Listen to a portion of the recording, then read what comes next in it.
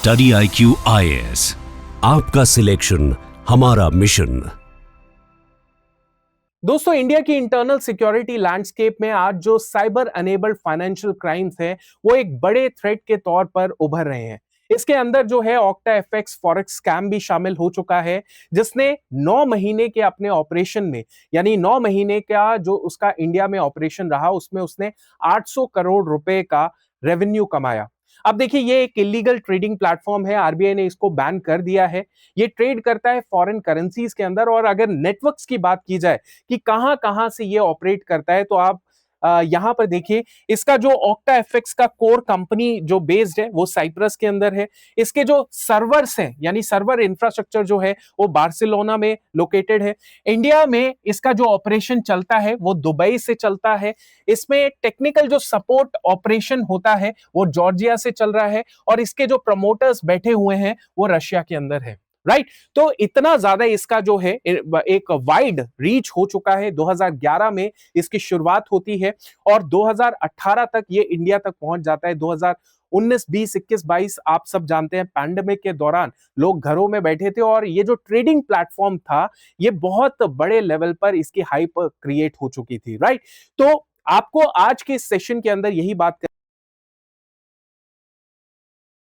Number 1। Number 2 pointers, हमारा जो UPSC का इंटरनल सिक्योरिटी GS3 जो पूरा पेपर है, उसके अंदर जो है कौन कौन से इंपॉर्टेंट टॉपिक्स हैं जो हम इस करंट इवेंट से रिलेट करेंगे, जैसे कि money laundering, how illegal money is turned into a seamlessly legitimate wealth, and India's legislative and enforcement measure for its prevention, notably through the Prevention of Money Laundering Act यानी PMLA act जो है उसको हम बहुत अच्छे से detail में समझेंगे।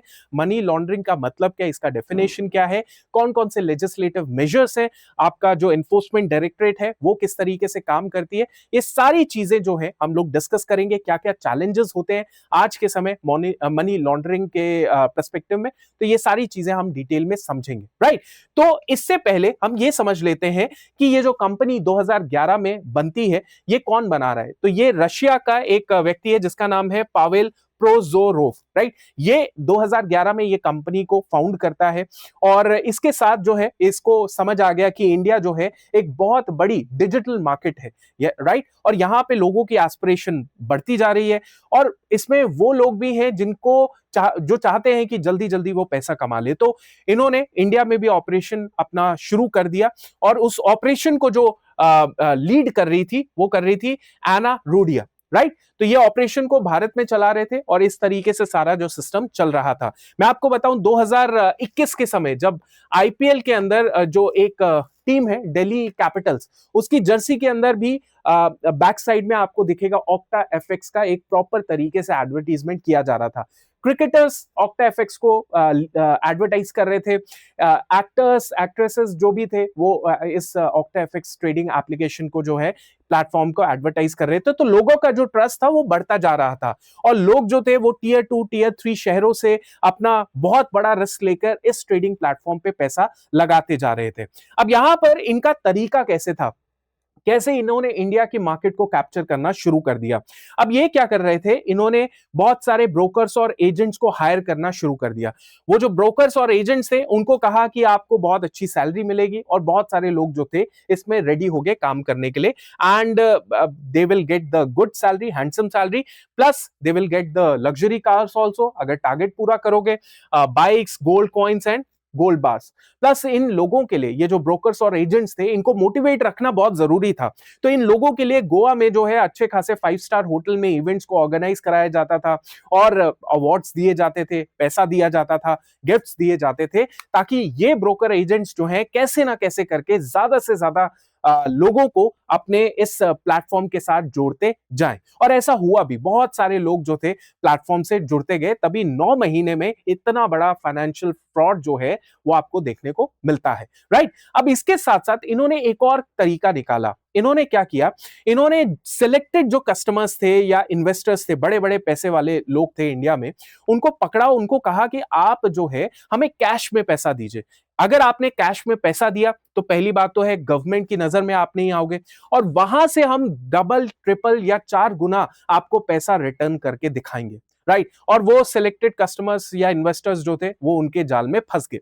अब होता यह है कि जो कैश में ये ब्रोकर पैसा रिसीव कर रहे हैं, उस पैसे को ये multiple accounts of shell companies में डाल रहे हैं, राइट। तो क्या करते थे, multiple accounts of shell companies के अंदर डाल देते थे, और ये शेल कंपनीज के अंदर जब पैसा आ गया तो वो एक तरीके से व्हाइट पैसा हो गया, व्हाइट मनी हो गया। पहले डर्टी मनी, फिर व्हाइट मनी हुआ, और व्हाइट मनी से फिर जो इस कंपनी का फाउंडर था वो मल्टीपल एसेट्स जो है उसने बहुत सारे देशों के अंदर खरीद रखे हुए थे इस तरीके से, और लग्जरी लाइफ जो है वो लोग जीते थे, राइट। तो ये सारा प्रोसेस आपने समझ लिया कि पैसा कैश में भी कलेक्ट किया जा रहा है, कैश में कलेक्ट किया जा रहा है, और उसको जो है फिर आगे मल्टीपल अकाउंट्स के अंदर डिपॉजिट किया जा रहा है उन कंपनीज की जो कि फेक कंपनीज कहलाई जाती है, शेल कंपनीज, जिसको मैं आगे जाके आपको प्रॉपर तरीके से एक्सप्लेन भी करूंगा। ये एक तरीका होता है कि कैसे आप अपनी डर्टी मनी को आप व्हाइट मनी में कन्वर्ट करते हो, यानी क्लीन मनी में कन्वर्ट करते हो, तो उसमें एक शेल कंपनी का भी जरिया होता है जिससे आप ये सारी चीजें कर सकते हो। कंपनी इस प्लेटफॉर्म का ऑब्जेक्टिव ये था कि ज्यादा से ज्यादा जो युवा है, जो टीयर 2 टीयर 3 के अंदर है, उनको टारगेट किया जाए, जो टीयर 2 टीयर 3 शहरों में लोग रहते हैं उनको टारगेट किया जाए, और ऐसा पॉसिबल देखने को भी हुआ कि देखा गया कि बहुत सारे जो लोग थे वो इस प्लेटफॉर्म के साथ जुड़ते गए। इनफैक्ट आपको मैं बताऊं तो ये अभी भी ऑपरेट कर रहा है। ऑक्टा एफएक्स का आपको शायद एडवर्टीजमेंट या यूट्यूब चैनल या इंस्टाग्राम प्रेजेंस देखने को अभी भी मिलेगी। तो आरबीआई ने जो बैन किया वो ऑक्टा एफएक्स के जो उस समय यूआरएल्स थे उनको बैन किया गया। आरबीआई ने 3 यूआरएल्स ऑक्टा एफएक्स से रिलेटेड बैन किए, लेकिन इस ऑक्टा एफएक्स ने क्या किया, एक और अपना जो और यूआरएल्स जो होते हैं वो यूज करना शुरू कर दिए अभी, जिसको जो है अभी जिसकी वजह से ये पूरा अपना काम कर रहा है, राइट। मैं इसको एक्सप्लेन आपको और बेहतर तरीके से आगे कर दूंगा। तो यहां पर बहुत इंपॉर्टेंट चीज है कि मनी लॉन्ड्रिंग होता गया। अब आपने ये तो देख लिया कि 800 करोड़ रुपए इस प्लेटफॉर्म ने कमा लिए थे with in 9 months of operation, right. और जो ऑपरेशन अगर देखा जाए कि कब से कब तक कमाए गए थे, तो अगर आप देखें तो जुलाई 2022 से लेके जुलाई 2022 से लेके आपका अप्रैल 2023 तक, ये वो समय था जब इस कंपनी ने पैसा कमाया भारत के ऑपरेशन से इतना। अब मनी लॉन्ड्रिंग क्या है? Money laundering it's very simple कि जब आप जो डर्टी मनी है, जिसका एक इलीगल तरीके से आपने पैसा कमाया है, वो डर्टी मनी हो गया, और उसको आप कन्वर्ट कर रहे हैं into a clean money, right. तो मनी लॉन्ड्रिंग जैसे कि आप देखिए तो जैसे कपड़े होते हैं, गंदे कपड़े होते हैं, आप क्लीन करते हैं कैसे? वॉशिंग मशीन के अंदर, राइट। तो उसे भी हम क्या कहते हैं? लॉन्ड्री, है ना। तो वैसे ही क्या है, पैसे को भी क्लीन किया जाता है, उसको भी वॉश किया जाता है और क्लीन हो जाती है वो करेंसी, मतलब पैसा क्लीन हो जाएगा, और उसको फिर आप जो है किसी भी तरीके से लेजिटिमेट आप बिजनेस शुरू कर दो, राइट। तो इस तरीके से सारा सिस्टम चलता है। इसके बहुत ये एक हीनियस क्राइम है, क्योंकि ऑब्वियसली आप सरकार की नजरों से दूर जा रहे हो, आप सरकार के जो ऑथराइज्ड चैनल है उसके थ्रू आप चीजें नहीं कर रहे हो, आप इलीगल तरीके से पैसे जो काला धन है वो कमा रहे हो, और फिर उसको जो है बगैर टैक्स, बगैर उसमें कोई आपका डॉक्यूमेंटेशन नहीं हो रहा, और उस तरीके से आप आगे चीजें उससे चीजें खरीद रहे हो, आगे बना रहे हो, एसेट्स खरीद रहे हो इस तरीके से। तो it is a very heinous crime, और इसका ऑब्वियसली एक सोशल और इकोनॉमिक इंपैक्ट भी है जिसको हम आगे डिस्कस करेंगे। और साथ ही साथ जो है ये सारी चीजें जो होती हैं, ये सारा जो काला धन होता है, डर्टी मनी होती है, ये ऑब्वियसली जो एंटी सोशल चीजें हैं, गतिविधियां, उसमें भी इस्तेमाल किया जाता है। टेररिज्म को फंड किया जाता है ऐसे पैसे से, राइट। ड्रग ट्रैफिकिंग जो है वो इस पैसे से ही चलती है। तो बहुत बड़ा एक सोशल और इकोनॉमिक इंपैक्ट पड़ता है, और देश के लिए एक बहुत बड़ा ये नुकसान होता है। अब यहां पर मेथड्स क्या क्या हैं ये पैसे को मनी लॉन्ड्रिंग के, राइट, पैसे को सफेद करने के, क्लीन करने के, राइट। तो इसमें सबसे पहला आता है स्मर्फिंग। स्मर्फिंग में क्या होता है कि आपके पास एक अच्छा खासा पैसा है, राइट। तो अब ये जो पैसा है ये डर्टी मनी है, अब इसको कैसे क्लीन करेंगे? तो यहां पर या तो आपको एकदम से पैसा जो है आपको दूसरी तरफ पहुंचाना है, या फिर आपके पास समय है इतना बड़ा पैसा जो है उसको पहुंचाने के लिए। तो आप क्या करेंगे, अगर जल्दी पहुंचाना है तो आप मल्टीपल जो लोग होंगे उनको वो पैसा जो है उनके पास आ जाएगा, वो छोटे छोटे डिनोमिनेशन के अंदर जो है मल्टीपल लोग मल्टीपल अकाउंट्स में डाल देंगे, राइट, एट अ पॉइंट, ठीक है, पॉइंट ऑफ टाइम, ठीक है। तो उससे पैसा जो है वो क्लीन हो जाएगा, राइट।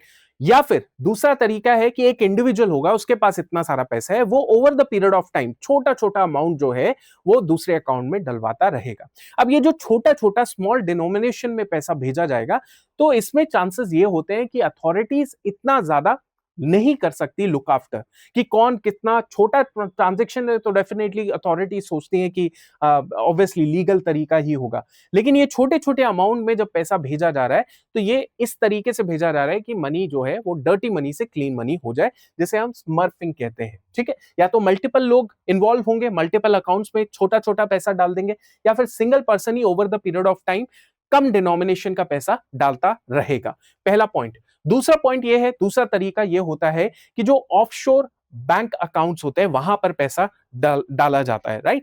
तो कुछ ऐसे जगहें हैं जो कि हमेशा न्यूज में रहती रही हैं, जैसे केमन आइलैंड्स हैं, आपका बहरीन है, क्या हांगकांग है, पनामा है, या फिर सिंगापुर या बहामास है।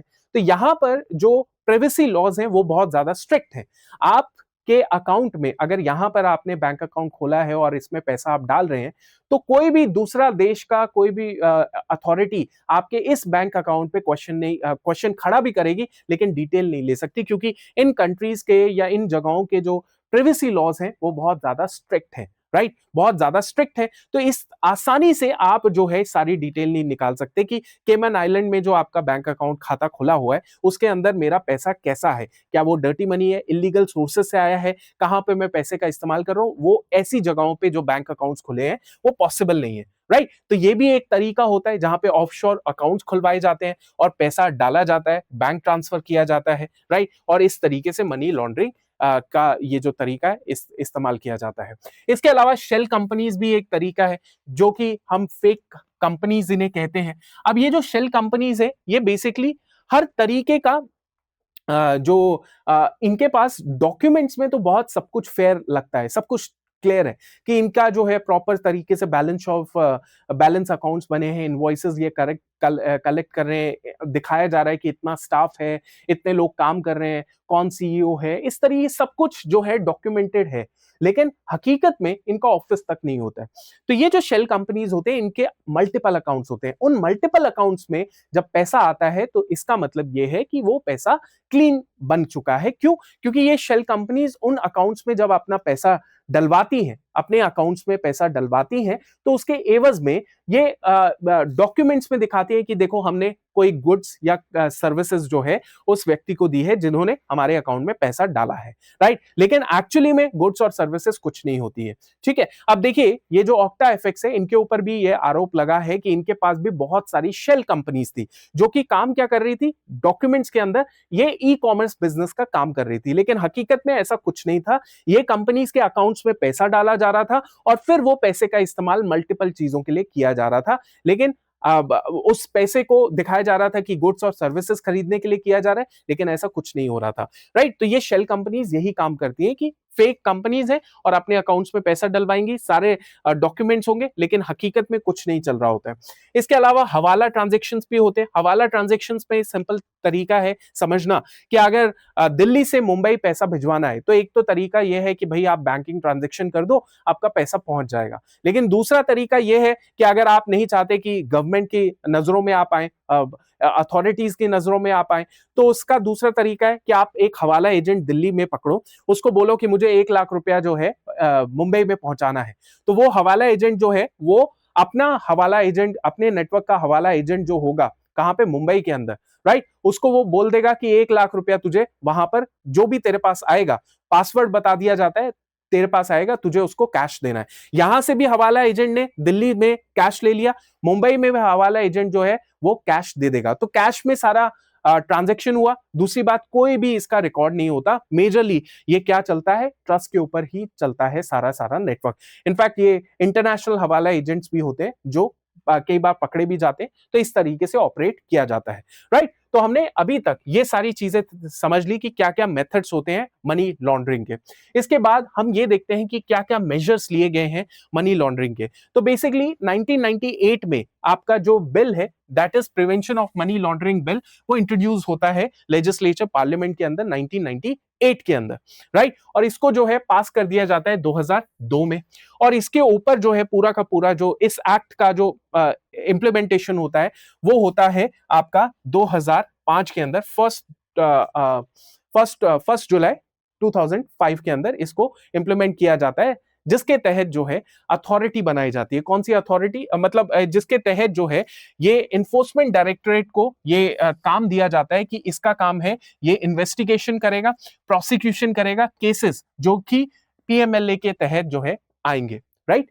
तो ये सारा इसका एनफोर्समेंट डायरेक्टरेट को काम सौंपा गया। इसके साथ साथ एक फाइनेंशियल इंटेलिजेंस यूनिट इंडिया जो है उसको भी स्टैब्लिश किया गया 2004 के समय, right, to serve as a primary national organization in charge of gathering, analyzing and disseminating data about improbable financial transaction। कोई भी ट्रांजेक्शन जो improbable है, जो कि संदेहजनक है, जो बहुत बड़ा उसका नंबर है और ऐसा लग रहा है कि ये मनी लॉन्ड्रिंग का केस है, तो उसमें फाइनेंशियल इंटेलिजेंस यूनिट जो है वो पार्टिसिपेट करेगी और उसका डेटा को मॉनिटर करती रहेगी। साथ ही साथ ये जो एक तरीके से जो फाइट चल रही है, एक मिशन चल रहा है international fight against money laundering and related crime, उस मिशन को भी स्ट्रेंथन करेगी और नेशनल इंटरनेशनल लेवल पर जो है इन एफर्ट्स को, मनी लॉन्ड्रिंग के अगेंस्ट जो भी एफर्ट्स लग रहे हैं उनको और ज्यादा स्ट्रेंथन करेगी। ओके, इसके साथ साथ हम देख लेते हैं कि क्या क्या इफेक्ट्स होते हैं मनी लॉन्ड्रिंग के।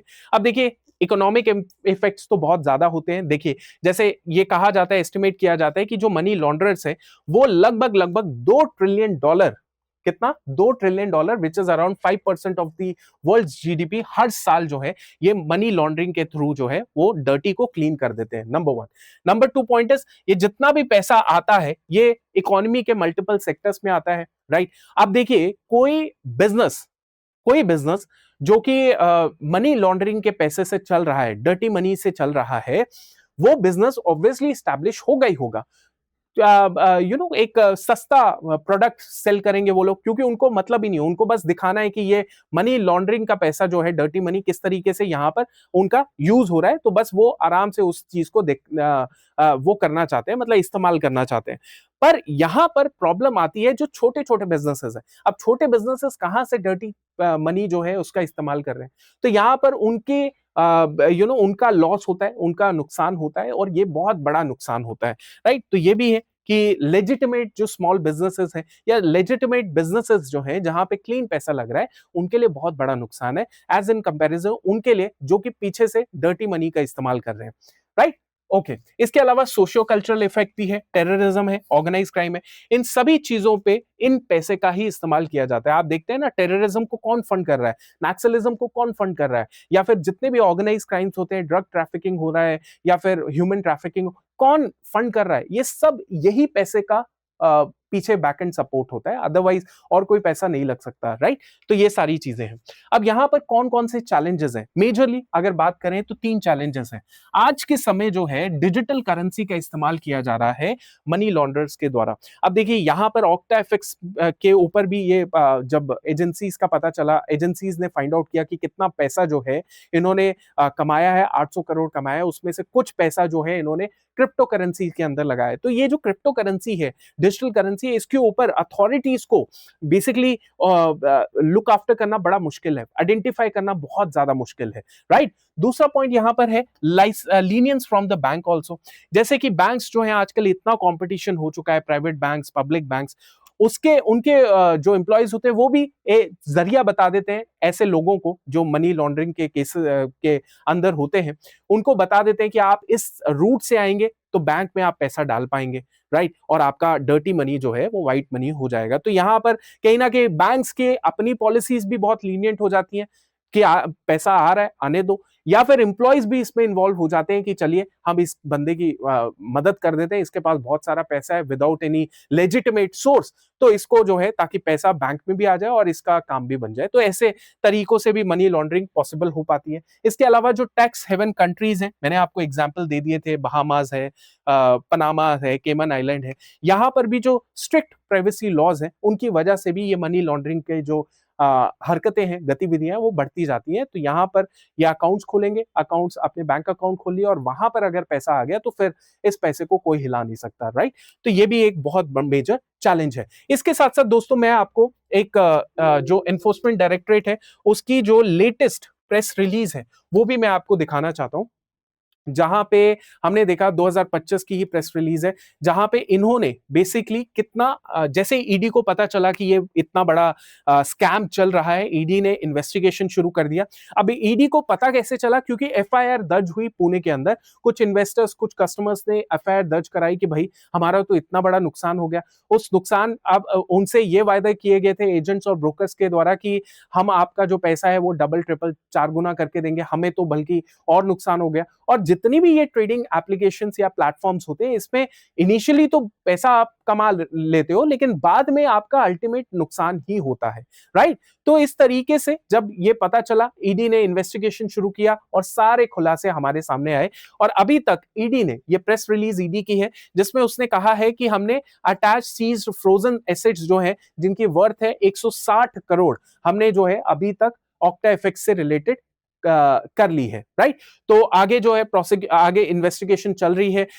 जो डिफरेंट कंट्रीज है जहां पर ऑक्टाएफएक्स का जितना एसेट है उसके, उन कंट्रीज के अथॉरिटीज के साथ बातचीत चल रही है कि किस तरीके से इस हम प्रॉपर्टीज को जब्त करें, ये सारी चीजें की जा रही हैं, अंडरस्टूड।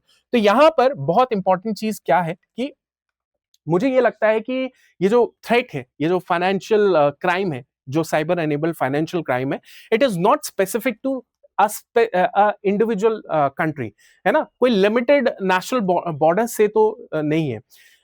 इनफैक्ट ये जो थ्रेट है it is all over the world, entire world के लिए। सो नेशनल इंटरनेशनल जो स्टेक होल्डर्स हैं उनको साथ आना पड़ेगा और टैकल करना पड़ेगा इस पूरे के पूरे फ्रॉड से, राइट। इस पूरे फ्रॉड से टैकल करना पड़ेगा, साथ आना पड़ेगा। This is very very important. और रियल क्वेश्चन ये है कि यस, इंडिया की बहुत ज्यादा डिजिटल मार्केट बढ़ रही है, लोग चाहते हैं, लोगों की एस्पिरेशन बढ़ रही है कि हमें ज्यादा पैसा कमाना है, ज्यादा पैसा कमाना है। लेकिन उस चक्कर में आप उस ट्रैप में मत फंसिए कि वो जो होता है ना क्विक मनी, जो ट्रैप होता है, इजी मनी ट्रैप, उसके अंदर मत पड़िए, नहीं तो बहुत बड़ा नुकसान इस देश का हो सकता है और आपका इंडिविजुअली हो सकता है, राइट। तो आपका क्या मानना है, आप मुझे जरूर कमेंट सेक्शन में बताइएगा। एंड आपसे मिलते हैं नेक्स्ट सेशन में। Thank you so much, wish you all the very best of luck. Thank you. Study IQ IAS, आपका सिलेक्शन हमारा मिशन।